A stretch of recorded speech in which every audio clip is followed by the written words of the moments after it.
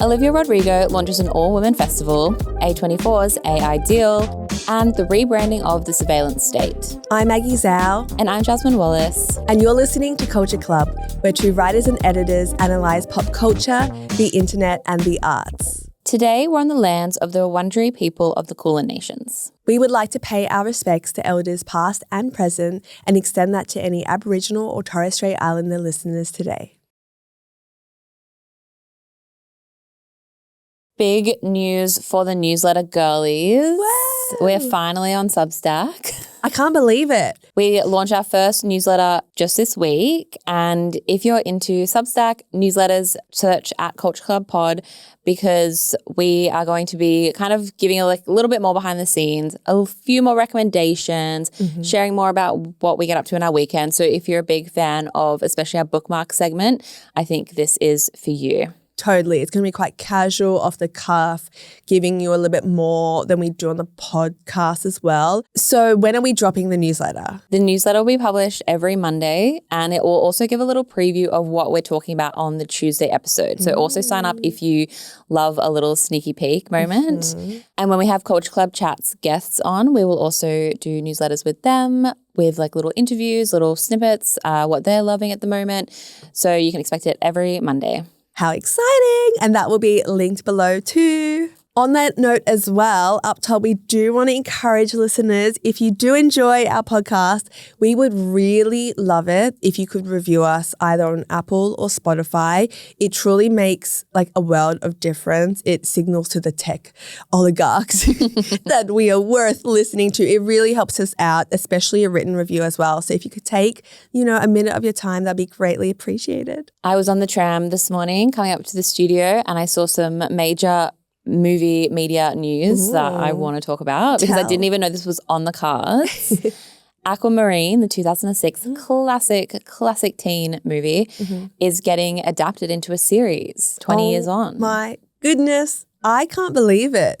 That movie is such a perfect time capsule of, I think Island in the Sun, Weezer playing. Yeah. I think of course, the iconic little seashell the starfish earrings. Thank you. That whisper compliments.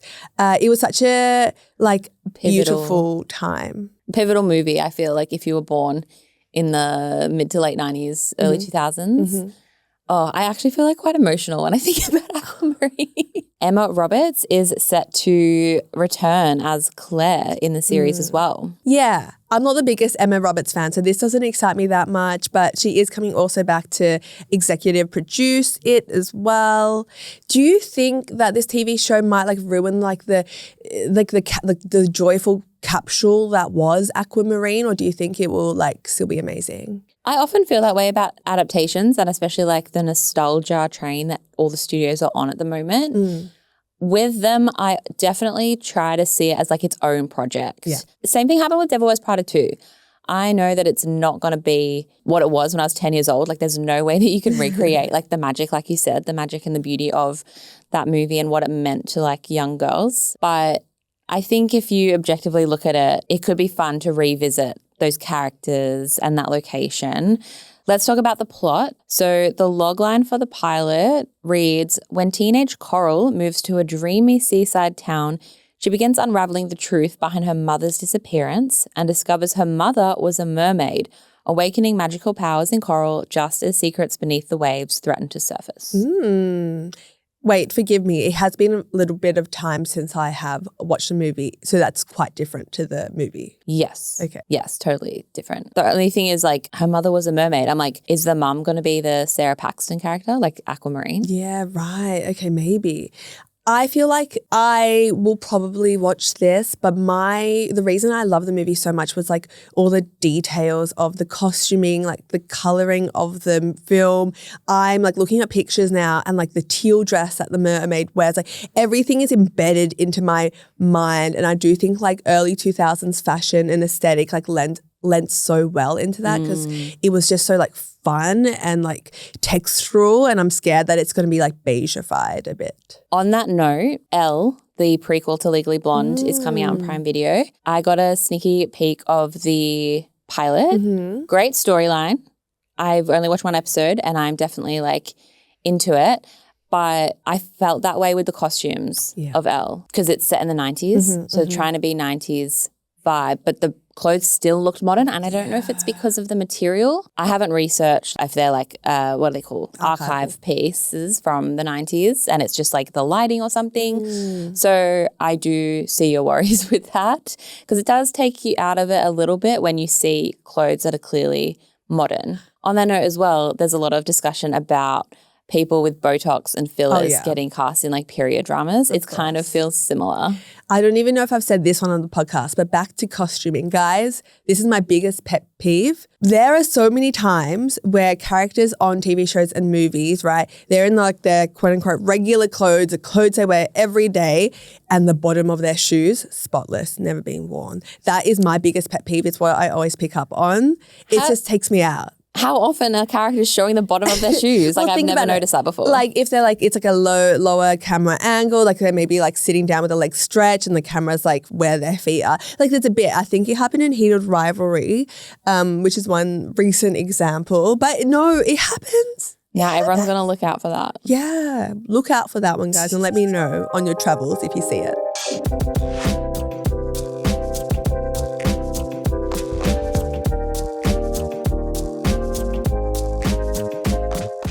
Sorry to people who do not care about Taylor Swift or Travis Kelce, but as a pop culture podcast, I feel like we need to keep the people updated on this freaking wedding. Every episode is in the show notes, and I'm like, why are we still talking about Taylor Swift? Okay. I would like to say that this is only the second time we are talking about her wedding. No, it's not. I swear to God, we talk about it every episode. Okay, like obviously we talked about her engagement all those 2 years ago. I would like to say that last week was the first time I think we talked about the rumours explicitly, okay? And then I genuinely think this might be the last time before it actually happens because, guys, we have firmer rumours now.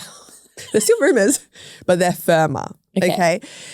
So it turns out that Madison Square Garden does look like the go-ahead, okay? I think it's a decoy.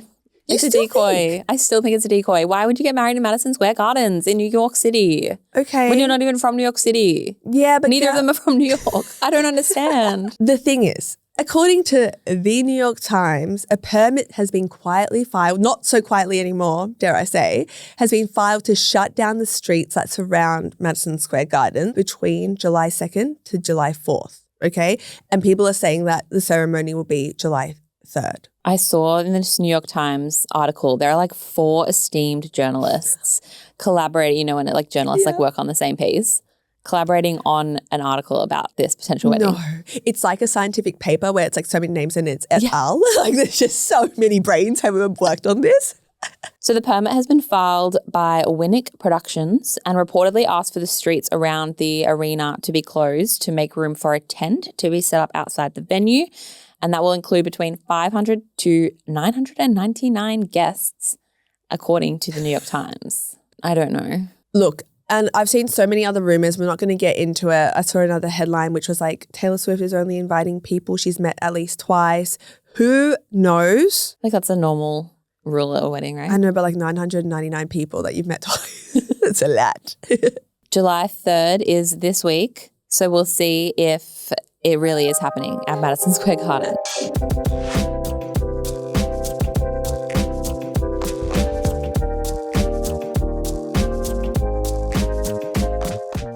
Closer to home, Jacob Elordi has brought his girlfriend, can we use the G word, Kendall Jenner, to Australia. The pair were spotted in Japan and now they've been papped walking Jacob's dog Layla in Byron Bay, where he owns a property. At first I was like, whose dog is this? Because they have just been traveling around Japan, as we've seen. I have loved the pics. Like they're at some restaurants together. There's this really cute video of them like holding hands, like leaving a train station. I know it sounds a bit creepy, but they look really good together. Oh, they're definitely a hot couple. Like they make sense. Mm-hmm. So according to paparazzi, they went to the Byron Bay General Store Cafe together. They looked quite cold and wrapped up in their puffer jackets, which is surprising because even in winter, Byron Bay is not that cold. No, but it is cold. I checked the weather forecast right now for them and I was like, it's pretty cold there. Like Kendall has a house in the Alps, like surely Byron Bay in June isn't that cold. It's so funny seeing these pap shops because I'm like, that general store cafe is like one of the main cafes there. I was like, I've been there. I know exactly where they are. And they're just walking around there. Obviously, Byron Bay isn't like it's not uncommon to see celebs there. Like which Hemsworth brother owns a property there. I think Zac Efron lived there for a little while. Correct. So celebs do like it, but it was a strange feeling, like whiplash, seeing Kendall Jenner like photographed there, just like in a cash puffer, her little bandana on. I was like, she's one of us.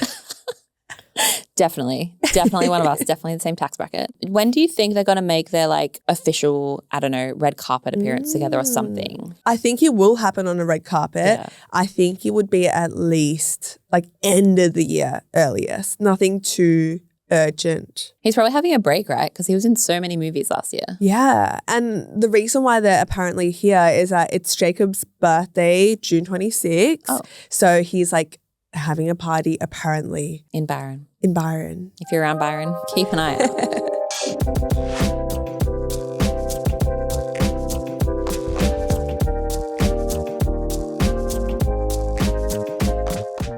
Olivia Rodrigo is absolutely killing it at the moment. The Cure, her single is like #1. Album's going amazingly. And she's also adding festival organiser to her resume.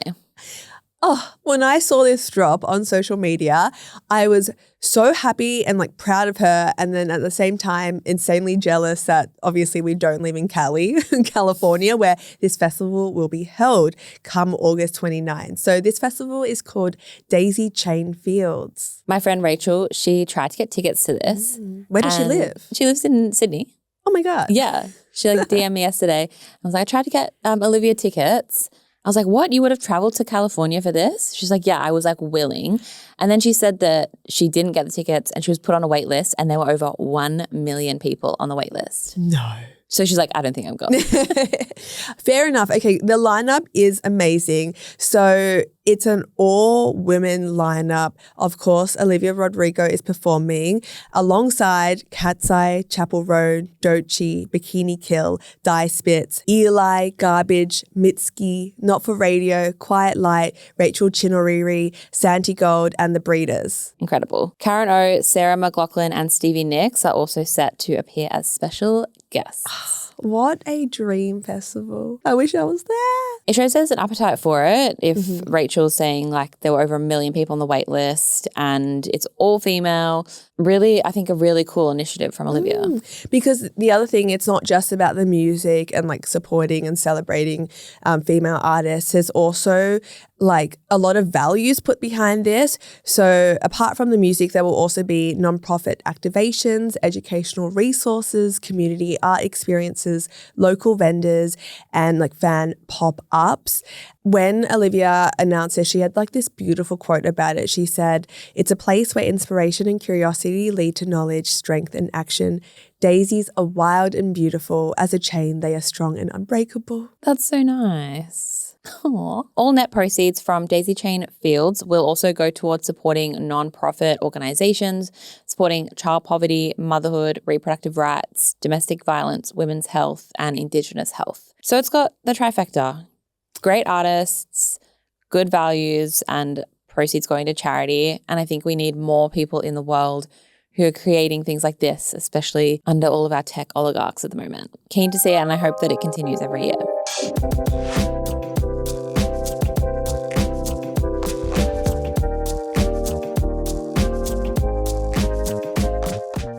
Film production company A24 and Google have struck an AI research partnership deal that will see the studio working with Google's DeepMind unit to develop new AI-powered technologies for filmmakers. And people are not happy, Jan. Let's get into it. Apparently, it's a $75 million USD investment that translates to roughly 108 million AUD. So it's not a small drop in the ocean. But interestingly enough, they're really trying to make it clear that this is about research and like infrastructure and planning, that it's not going to like take over the process of making movies, right? It's mostly allegedly about storyboarding, which is obviously when you are working on a story and you can like, I don't know, hypothesize and like create storyboards of what's going to happen in the movie.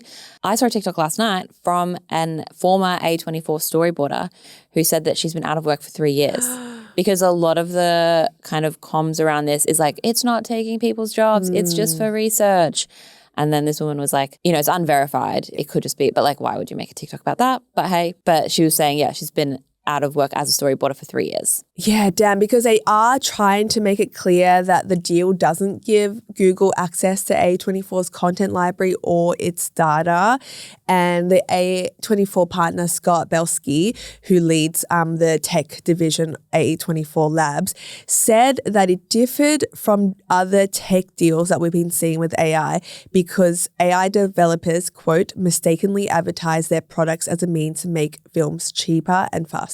Basically saying that like all the AI comms out there is that like it's going to make movies, cheaper and faster, which we see. I don't know if you get this on your X feed, but I always see film bros and stuff, filmmakers being like, Hollywood is dead because I made this at home in an hour and it looks like absolute trash. So I think that's like the rhetoric around AI in film, but the head of the A24 Labs is like, no, it's for research and development and workflows, which I feel like we hear all the time when it comes to AI because people are scared of it. People don't want to have their jobs taken. So there is a backlash towards it. It's a slippery slope because, yes, he's saying that it's not going to look like the prompted generation type of AI that people are uncomfortable with. But where do we draw the line? Because that planning, that iteration stage of storyboarding is still like instrumental to the process of making a film.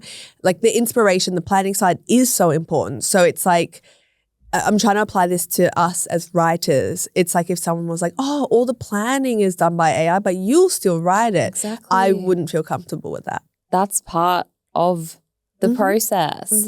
Kane Parsons, the director of Backrooms, who just made A24 roughly $300 million like this month, still continuing to climb, spoke out about using AI in filmmaking recently in an interview with The Australian. Quote, if I could snap my fingers and make generative AI disappear forever, I probably would.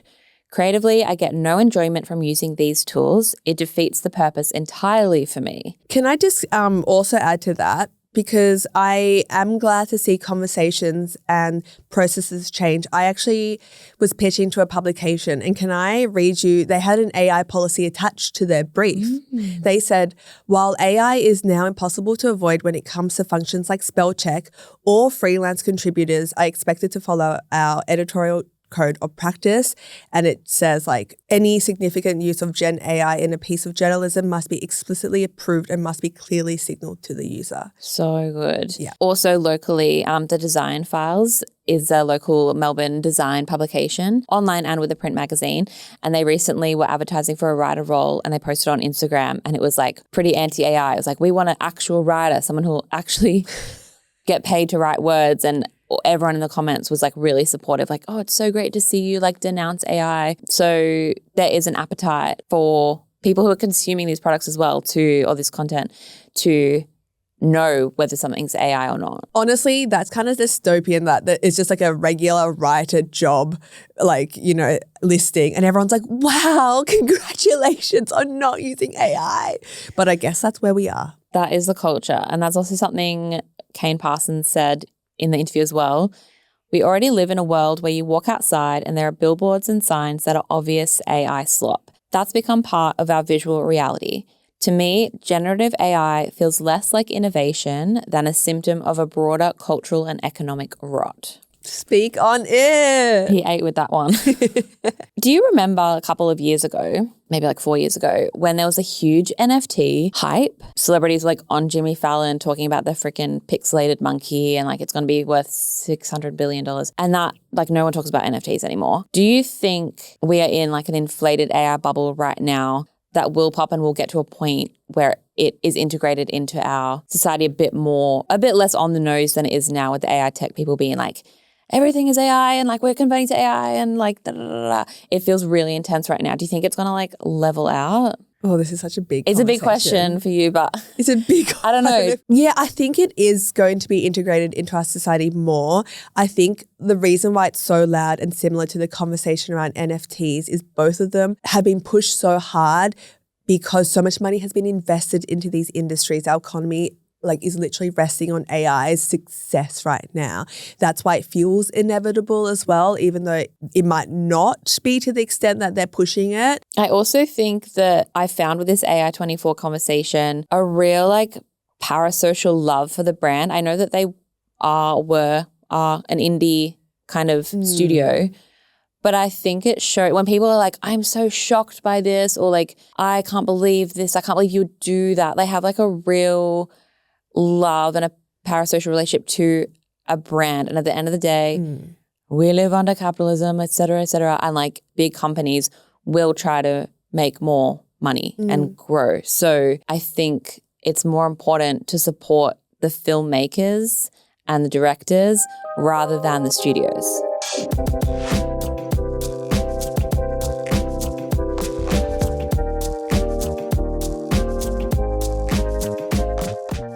We are entering a new era of the surveillance state. Thanks to Meta, number one, who have just released a new line of their Meta glasses that are cheaper and not attached to any designer brand names anymore. We've seen the Meta AR glasses that are Ray-Bans or Oakley branded.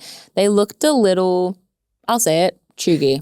Yeah, and they look cheap. They've been around for nearly 100 years, but I don't see younger people wearing Ray-Bans. Maybe the Dare wears Ray-Bans on stage and he's Gen Z. Meta has taken notice of that, and to capture the younger market, they have partnered with none other than Miss Kylie Jenner herself. So Kylie Jenner has designed her own pair of Meta glasses called the Meta Starfire Glasses Kylie Edition. She's also starring in the editorial, promotional shots of it. And they are very fashion forward. They are quite cool and people are praising that. But we are questioning it. The range also is launching with two other frame styles. There's the Meta Adventurer, which are classic rectangular frames, and the Meta Fury. It's a bit intense. Ew, sorry. Bold statement frame. So those two glasses start from $469 Australian, and the Meta glasses, the Kylie ones, are $629, so a bit more expensive. For those who might not know about Meta glasses, this is how the website is promoting them. So they say, quote, "The best things in life are hands-free. Do more without missing the moment with voice controls that allow you to record and share hands-free." Can I just say, how annoying is it when you accidentally get Siri activated on your phone? You're like, get away from me. So I'm like, no, it's not I don't want that. The best things in life are hands-free. What is hands-free that is best?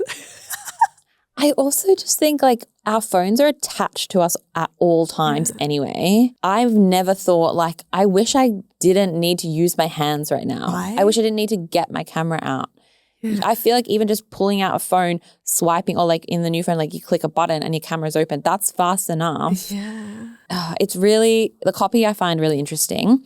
Women's Wear Daily, the publication, is really leaning into the rebranding of the Kylie Meta glasses. They had a subheading that read, "Go from Pilates to brunch to work and back again with the it girl whispering her affirmations, directions and suggestions in your ear." I'm sorry. That literally sounds like satire. It feels like Black Mirror. It feels so Black Mirror. They're saying the it girl whispering her affirmations because Kylie voices the AI on the Kylie glasses. It's so Black Mirror. And to be honest, I just looked at their article because I was like, one sounds like SponCon. If it's not, perhaps they got a Kylie Jenner interview from it. No, none. This it's a shopping article. Yeah, an editorial choice. Perhaps, of course, there's affiliate attached to it. But I'm like, why?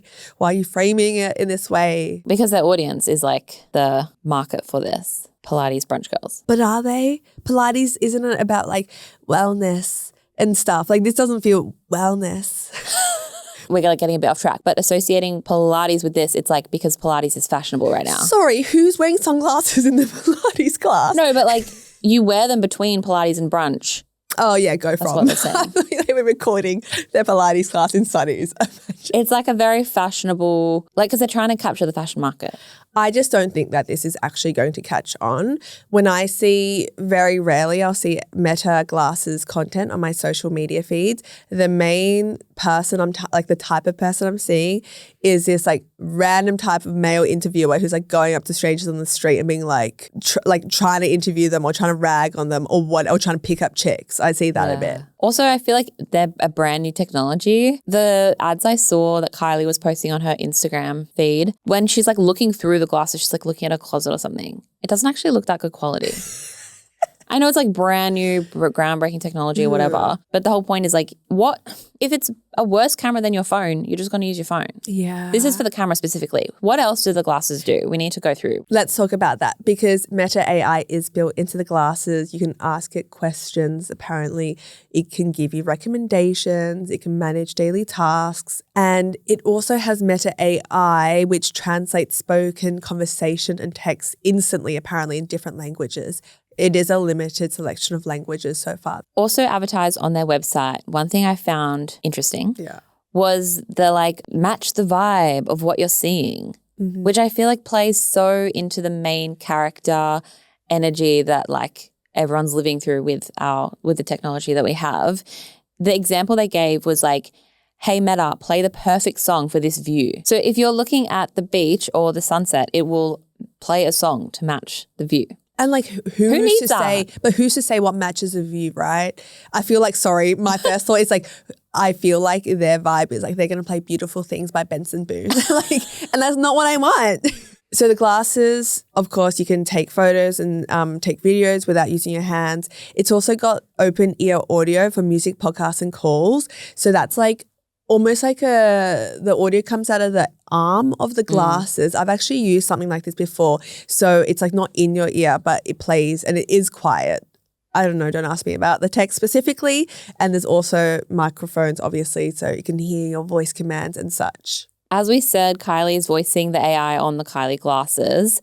In that Women's Wear Daily article, I found it so funny. They wrote, she even made sure to record some of her most iconic phrases, sending you off to work with a rise and shine in that husky, seductive, slightly lilting voice. Girl. What is that copy?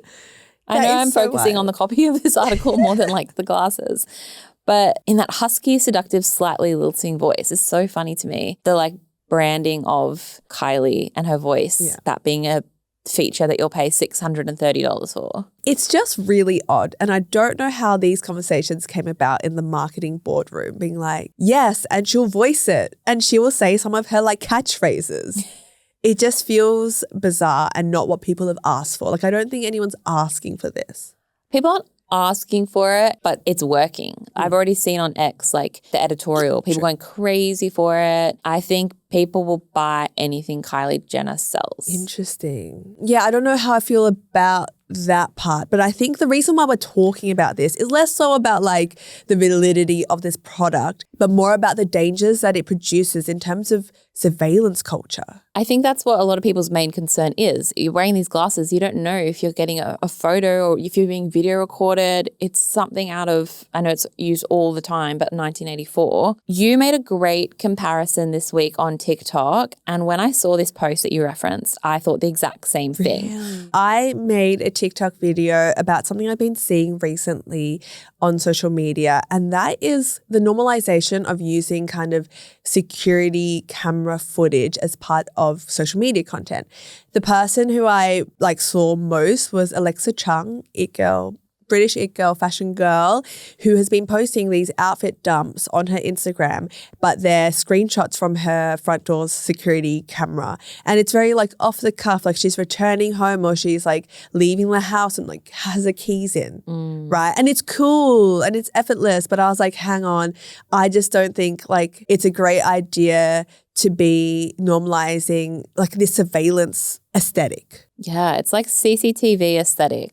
Another example of this is Claudia Sulewski, who is a YouTuber and influencer and also the founder of her own skincare brand, as well as being engaged to Phineas, Billie Eilish's brother. She recently posted an ad for Sephora shot in the style of a Ring camera. Yeah. So it's like that fish eye kind of camera lens. It's at her front porch and she's like receiving a delivery. I've actually been seeing a lot more organic content like this recently, like funny moments or sweet moments of couples like at the front door as well. Have you been seeing that on your TikTok? Yes. And what is so interesting about this is people in the comments going, this should be an ad for Ring. Do you see that all the time? No. It's like people coming home, like leaving the house and they wave to the Ring camera and they're like pregnant, and then they come back and they're holding a little baby and they wave to their Ring camera again. And then people are like, oh my God, so cute. Send this to Ring. I think this content performs so well because it feels unstaged in some way.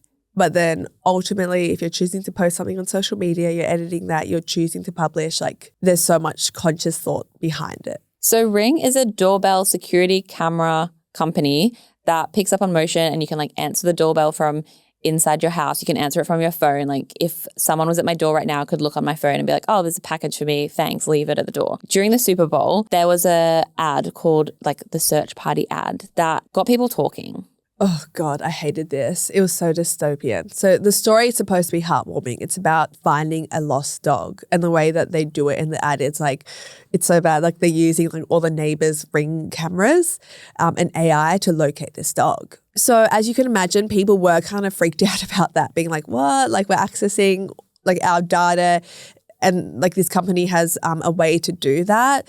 And then the conversation went even deeper because there was this news about Ring's planned integration with a company called Flock Safety that resurfaced, that caught people's attention again. So Flock Safety is a company that supplies automated license plate readers and other monitoring tools to law enforcement.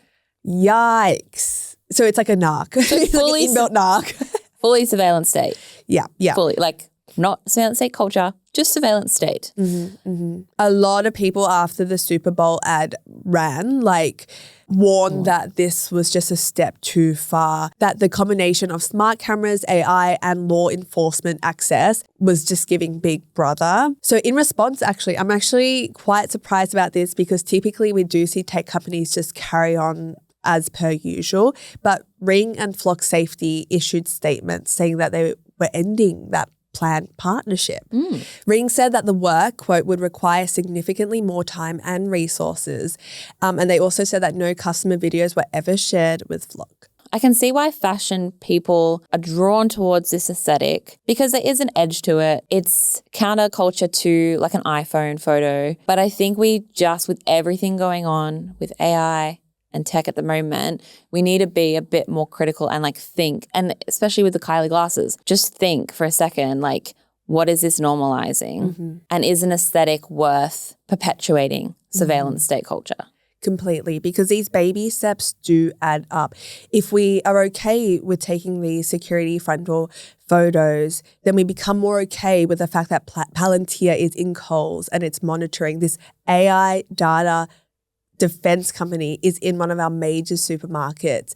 And slowly but surely, we just become accustomed to these types of behaviors and they become so normalized. And that's why I think we should push back even at this early stage, because I know some listeners will be like, it's not that deep. It's okay. She's just posting her own like front door outfit photos, but it does add up.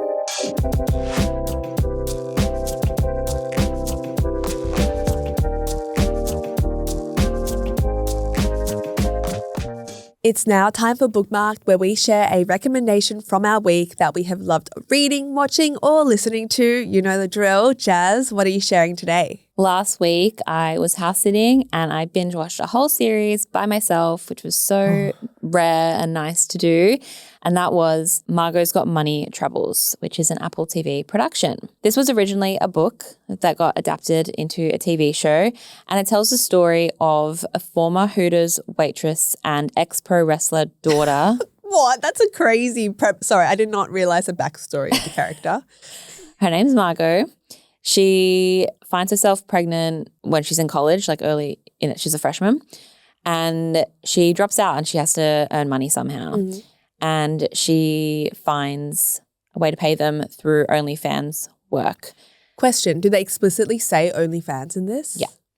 They explicitly say it's OnlyFans, the platform. Margo is played by Elle Fanning, who I would say is one of my favorite actresses of all time. Everything I see her in, I adore. Love her so much. Nick Offerman plays her ex-pro wrestling dad, and Michelle Pfeiffer plays her mum. Nicole Kidman is also in it. She plays a lawyer and also a former ex-pro wrestler. I'd heard about this story because it was a huge book, but I just never got around to reading it. I don't know. Something about the cover put me off. Me too. Very purple, very like illustrated. Yeah, and I thought, oh, that's not really like the books that I like reading. But I think the TV show was great. I started it for the like, oh, what's she going to do? She's like going to have this baby and she has no money, like that premise. But then the character studies are so great that you really begin to like root for the family. It's like a lovable group of misfits all figuring it out together. It's nice to see characters who are imperfect on screen. I'm pretty fatigued by like morally correct characters all the time. So I highly recommend that. It was really good to watch. I would watch like 3 to 4 episodes and then wait a day and then do another 2 to 3 because some themes are quite heavy. There's, addiction, poverty and a custody battle as well. So there are heavy themes, but it's heartwarming and I think really, really great writing. So I recommend that show. That's making me want to try it again because I did actually watch an episode a while back.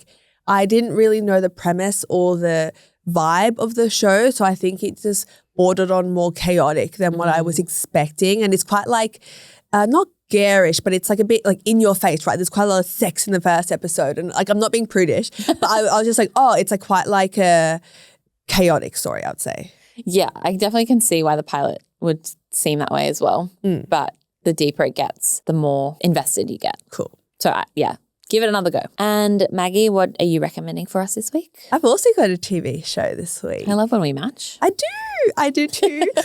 This one, I actually feel like I might have recommended season 1, but I did try to search and I couldn't see it. It's called The 4 Seasons. It's on Netflix.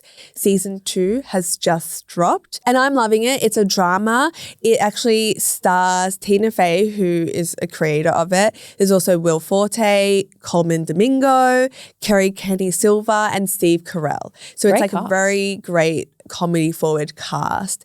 And what's really beautiful about it, it's essentially, it's actually an adaptation from a film that was from 1981. But the show is split up into the 4 seasons of the year and it follows 3 couples and they meet up like every season for like a little holiday and like every 2 episodes is in a new place and like time jumps. It's really nice. What I really like about this is that, yes, on the surface, it's very like lighthearted. It's like these different types of couples, but they're all really good friends. It's like feel-good show.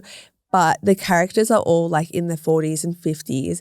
And there's something so nice about seeing just like their life on screen and the problems and like the beautiful parts and the dilemmas that come with middle to later life. Because I felt stupid being like, oh my God, yeah, I hadn't thought about it this way. Like the way they talk about grief or life goals or friendships and like changing identities and relationships. It was just like so nice to see. And it like took me out of my like late 20s bubble. I think in our like youth obsessed culture, we only kind of see the stories. Well, also we're in a bubble because we're at that age, so we're consuming that content. But yeah, you do often only see coming of age stories or in your late 20s. So that's nice. Yeah, and it's just like a lovely show to put on. Like it's quite endearing, heartfelt, and it's like nicely keeping me company. Like I'm watching it by myself and it's like a cozy watch. Perfect for winter. It is.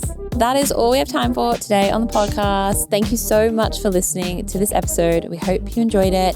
If you did, maybe share it with a friend or give us a little rating review on Spotify or Apple. Otherwise, we will chat to you next time. Bye. Bye.